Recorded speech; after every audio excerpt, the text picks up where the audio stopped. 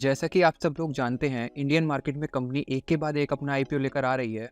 ऐसे ही एक और रेप्यूटेटेड ग्रुप की कंपनी जिसका नाम है टीवीएस सप्लाई सॉल्यूशन सिस्टम्स अपना आईपीओ लेकर आ रहे हैं। आपको जानकर खुशी होगी कि टीवीएस ग्रुप की कंपनी 32 ईयर्स बाद अपना आईपीओ लेकर आ रही। वीडियो बहुत ही इन्फॉर्मेटिव होने वाला है, तो वीडियो को लाइक करना ना भूलें। आइए इस कंपनी की हम पहले फंडामेंटल एनालिसिस करते हैं और साथ ही देखते हैं कि इसका जीएमपी कितना चल रहा है और क्या आपको इस कंपनी में इन्वेस्ट करना भी चाहिए या नहीं। तो देखिए, ये कंपनी हम देखते हैं पहले करती क्या है। तो ये company supply chain solutions provide करती है दो तरह से, एक तो इंटीग्रेटेड सप्लाई चेन सॉल्यूशंस और एक नेटवर्क सॉल्यूशंस। तो इंटीग्रेटेड सप्लाई चेन सॉल्यूशंस में ये कंसल्टेंसी एंड प्रोफेशनल सर्विस भी देते हैं, प्रोडक्ट मैनेजमेंट सॉल्यूशन देते हैं, मैन्युफैक्चरिंग सपोर्ट भी देते हैं, warehousing, storage, distribution, transportation and integrated logistics, integrated packaging solutions, information systems and sourcing and procurement. और नेटवर्क सॉल्यूशंस में दो तरह से सर्विस प्रोवाइड करते हैं, एक तो ग्लोबल फॉरवर्डिंग सॉल्यूशंस और time critical final mile solutions.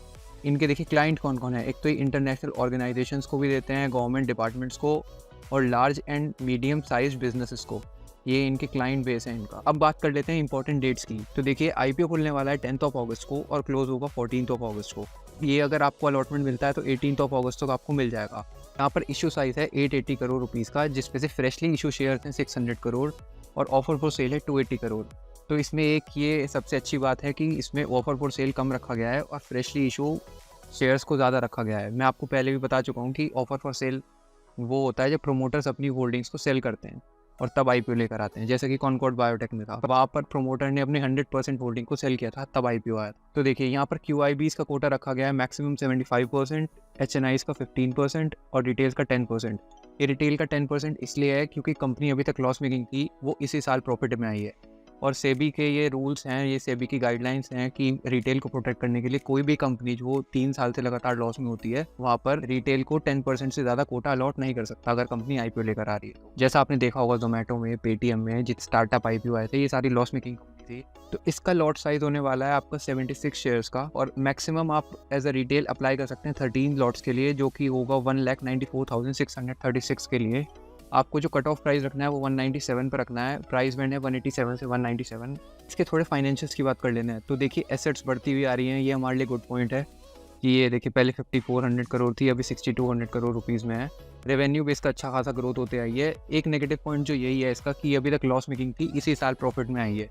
इसमें पहले देखिए लॉस लगातार कम होता आया था और अभी ये प्रॉफिटेबल हो चुकी है। नेटवर्क भी इसकी लगातार बढ़ती हुई आई है, रिजर्व्स भी इसके पास अच्छे खासे हैं। लेकिन इसमें एक और फिर से मेजर कंसर्न ये है कि इसकी बोरोइंग्स हाई हैं। पहले भी इतनी थी, देखिए 2100 करोड़, बीच में इन्होंने कम कर ली थी, लेकिन अभी फिर से बोरोइंग्स उसी लेवल पे पहुंचती हुई दिख रही हैं। कंपनी ने अपने ऑब्जेक्ट में लिखा है कि जो हम आईपीओ ला रहे हैं उस पैसे को हम पे ऑफ करने के लिए यूज़ करेंगे बोरोइंग्स में, पर फिर भी देखिए कंपनी पर बोरोइंग्स बहुत हैं और रिजर्व्स इनके पास इतना है भी नहीं। तो यहाँ पे मुझे एक मेजर कंसर्न लगता है ये कंपनी के लिए। अब हम पीयर कंपैरिजन की बात कर लेते हैं। तो इसके और कौन से कॉम्पिटिटर्स हैं। देखिए, एक तो TCI express limited, Mahindra logistics, blue dart express और डिलीवरी, ये इसके कॉम्पिटिटर हैं और उनकी पी देखिए कितनी है, अराउंड 40, 42, 46। तो आप कह सकते हैं जो ये आईपीओ आ रहा है, इसकी जो पी, ये जिस पी पर ये आईपीओ लाया जा रहा है वो 193 का है, जो कि हाईली एक्सपेंसिव है।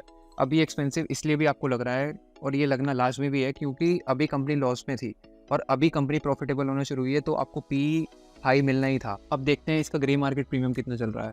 तो देखिए, फिलहाल अभी इसका ग्रे मार्केट प्रीमियम चल रहा है अराउंड 11%, तो 219 रुपीज़ पर शेयर का, तो जो कि मुझे लगता है ये बहुत कम है करंट डिमांड को देखते हुए। पर अभी ये चेंज होता रहेगा जैसे जैसे इसमें सब्सक्रिप्शन आएगा। अगर आप मुझसे पूछे कि हाँ मैं इस आईपीओ में अप्लाई करूँगा या नहीं करूँगा, तो देखिए अभी मेरी जो करंट स्टैंस है वो वेट एंड वॉच का है। देखिए, मैं इस आईपीओ को वैसे लेकर ज़्यादा एक्साइटेड हूँ नहीं, क्योंकि इसके फंडामेंटल्स मुझे उतने खास अट्रैक्टिव नहीं लग रहे हैं। अगर मुझे इन्वेस्ट करना ही होगा इस कंपनी में तो मैं शायद लिस्टिंग जब हो जाएगी कंपनी, उसके बाद इसके आगे आने वाले क्वार्टर्स में देखूंगा और फिर इन्वेस्ट करूंगा। क्योंकि देखिए, टीवीएस ग्रुप की कंपनी है, अच्छी ग्रुप की कंपनी है। अभी वेट एंड वॉच रखते हैं और देखते हैं सब्सक्रिप्शन कैसा आता है, फिर उस बेस पर हम लिस्टिंग के लिए जाएंगे। क्योंकि मुझे नहीं लगता लिस्टिंग 20% से आपको ज़्यादा मिलेगी, और ऐसा भी हो सकता है कि आपको लिस्टिंग थोड़े डिस्काउंट पे होती दिखाई दे। तो इस आईपीओ को लेके मैं इतना अभी खास एक्साइटेड नहीं हूँ, पर जैसी भी अपडेट होगी वो मैं आपको दूंगा। पर अगर आपको वीडियो ये इन्फॉर्मेटिव लगा हो तो प्लीज़ इस वीडियो को लाइक करना और चैनल को सब्सक्राइब करना। Thank you.